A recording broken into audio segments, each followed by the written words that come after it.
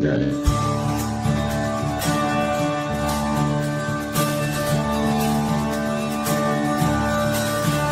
I was buried beneath my shame. Who could carry that kind of weight? It was my tomb till I met you. I was breathing but not alive. All my failures I tried to hide. It was my tomb till I met you. You called my name and I ran out of that grave, out of the darkness into your glorious day. You called my name and I ran out of that grave,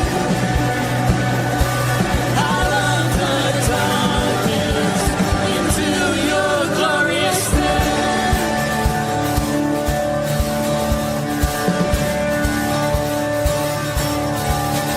Now your mercy has saved my soul. And freedom is all that I know. The old made new. Jesus, when I met you,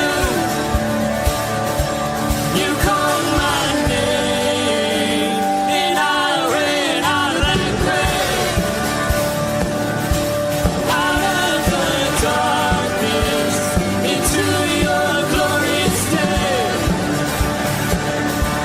You called my name and I ran out of that grave, out of the darkness into your glorious day.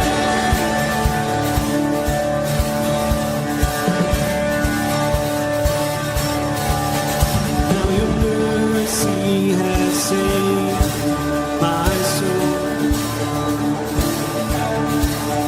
And freedom is all that I know.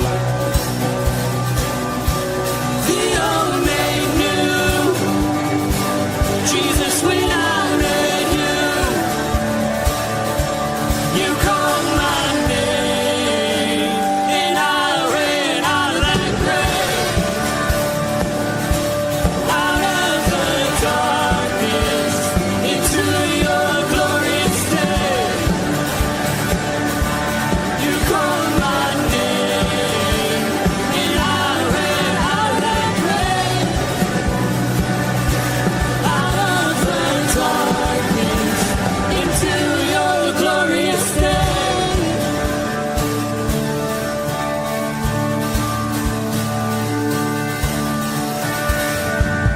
I needed rescue, my sin was heavy, but chains break at the weight of your glory. I needed shelter, I was an orphan, now you call me citizen heaven. When I was broken, you were my healing, now your love is the air that I'm breathing. I have a future, my eyes are open, 'cause when you call my name, I ran out of that grave, out of the darkness into your glorious day.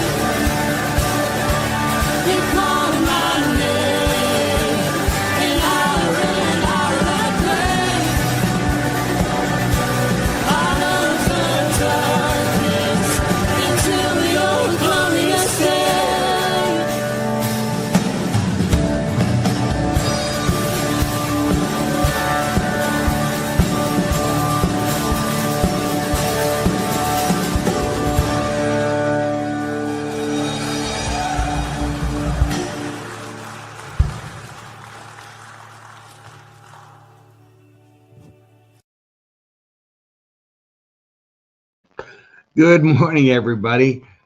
It is sunny and nice outside, and it's the day after Easter. He is risen. What a service yesterday. What a service. Whoa. I didn't get to see the message, which I will get to see later today. But um, I, the music, I got to tell you a story because it's kind of fun. Saturday, we practiced for Sunday, and there were people on the stage that hadn't heard the song, including me, Dunn. Uh, when Heather sang that song, the opening worship song, and I was watching AJ as as she started singing, and the expression on his face was like amazement. And many of us were a little taken aback because we know she's got a strong, powerful voice, but man, that song fit her. Whoa! So anyway, I thought the music was amazing. And I was sitting on stage, and there was many times I got chills from the sounds and the volume and just the spirit that was in the room during that time. I hope many of you felt the same way because it sure seemed that way. Pastor Tomlin's going to be off for 2 weeks, so I, in my just infinite wisdom, I thought, what a perfect time to start my devotion series called Unsupervised, right? And then first thing that pops up, the third thing that pops up is Tom Donnelly saying, "Good morning, root of men." I'm like, well, that kind of kills unsupervised, doesn't it? Which is, knowing me, uh, it's a good call by him to show up, especially with the verses that he gave me this morning. Yikes. Oh, I'm looking at these last night and I said, how can I do this and not offend everybody in the church? And many of us in the rooted men look at these verses and we've somewhere down the line cringed the thought of the ready devotion from them. But I'm going to give it a shot because that's what I do. Let's see who's with us. We don't have a lot of comments this morning. I only got like 4 comments. It says 16 people are online though. So welcome everybody that isn't talking. That's me. Ken Gooch says, good morning, fellow brothers in arms. Tom Donnelly says, good morning, rooted men.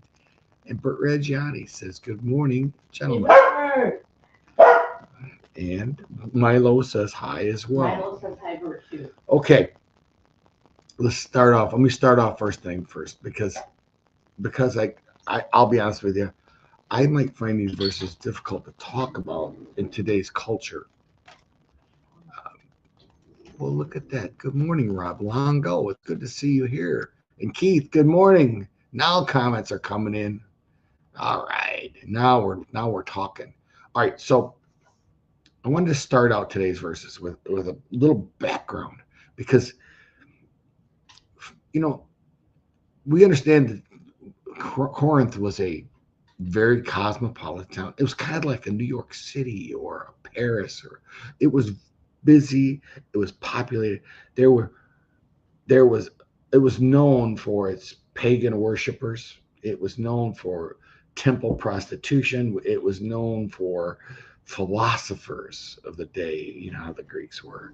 Anyway, the church in this very cosmopolitan town is very open town. And I'll tell you what, you'll see a lot of parables, not parables, a lot of parallels with the church today. It wasn't fighting these problems. It was absorbing them. It was the people were setting up camps on who to follow, not Jesus, but Paul or Cephas or Apollos. They, they had they're twisting stuff, right? They were treating church leaders as celebrities.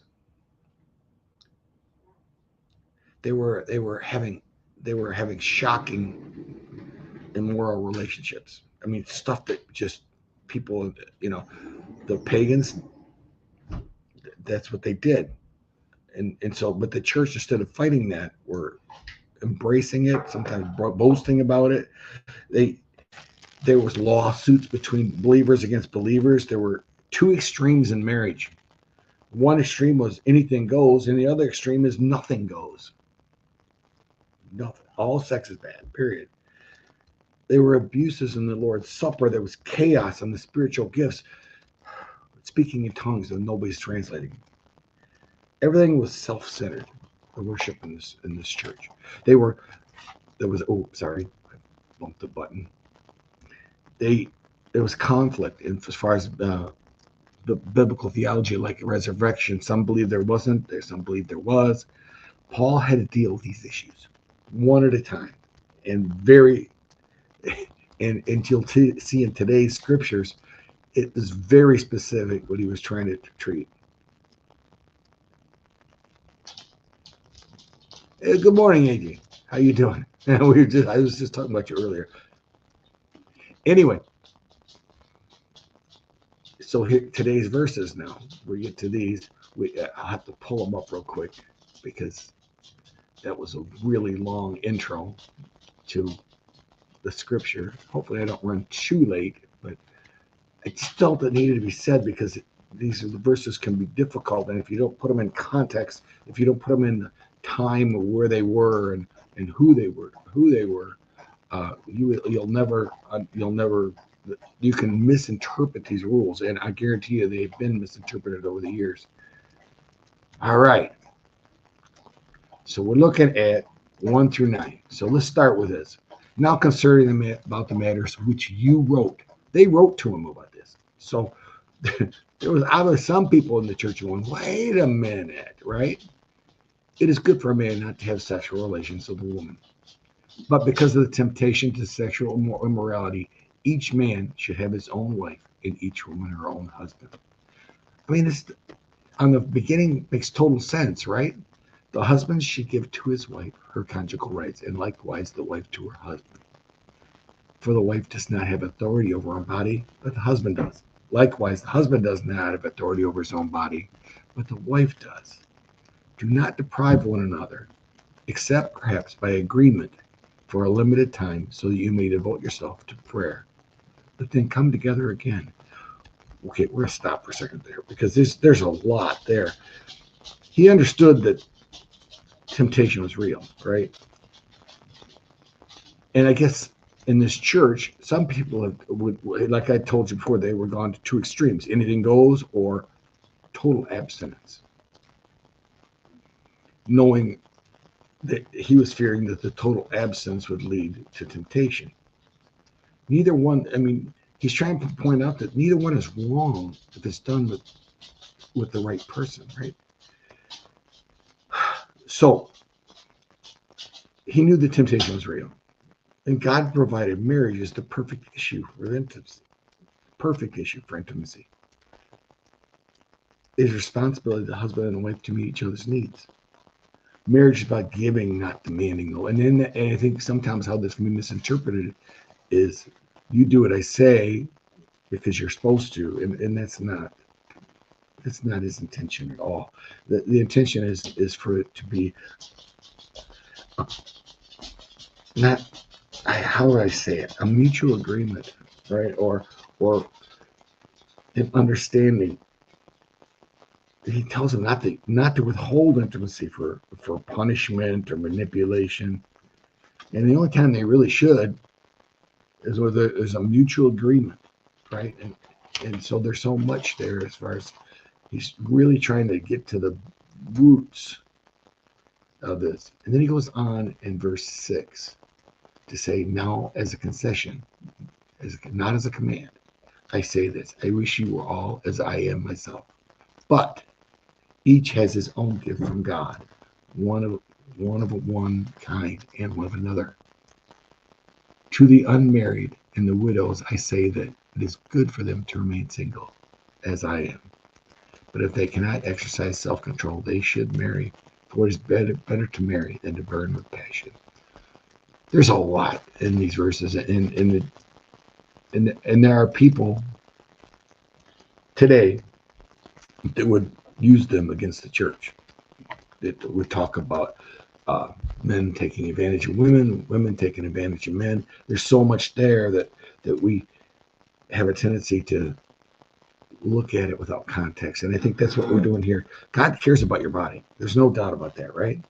His marriage isn't about it's about serving each other, not taking. So you hear people talk about,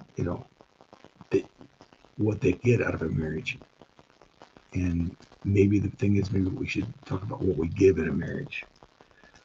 Being single is not a second class citizen.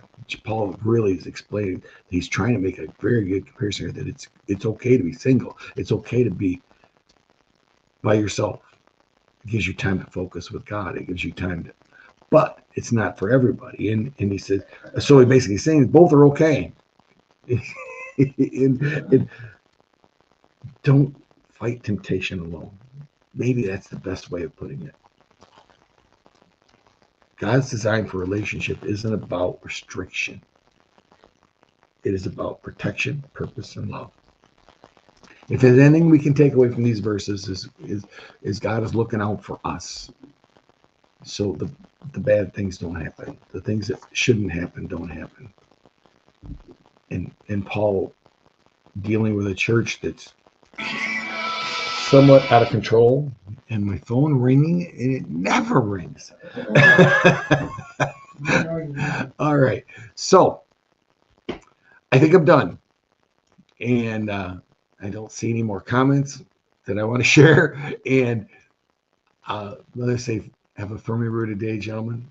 And we'll see you tomorrow. And hopefully I'm not in trouble. Have a firmly rooted day. Peace.